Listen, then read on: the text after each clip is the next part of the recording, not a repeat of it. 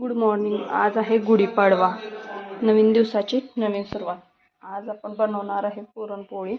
त्यासाठी डाळ शिजवून घेतली. आता आपण बनवूयात आमटी, कटाची आमटी. त्यासाठी मी इथं येळवणी काढून घेतले. खोबरं, लसूण, जिरं, कोथिंबीर बारीक करून घेतले. आपली घरगुती चटणी, कढीपत्ता एवढंच फोडणीला साहित्य घालूयात. पहिल्यांदा आपण तेल गरम करायला ठेवलंय. त्याच्यामध्ये आपण मोहरी घालून घेऊयात.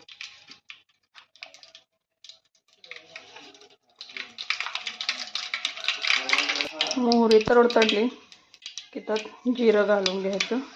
जिरं तडतडले की आपण बारीक केलेलं लसूण खोबरं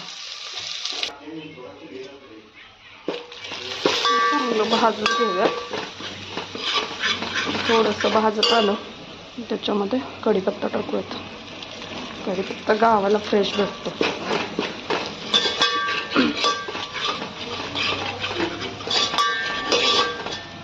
चांगला मसाला भाजून घ्यायचा. मसाला भाजत आला की आपलं तांबडं तिखट, घरगुती काळी चटणी टाकून घ्यायची. ते पण व्यवस्थित तेलात चांगली भाजून घ्यायची. थोडासा हिंग पावडर टाकून घ्यायचं.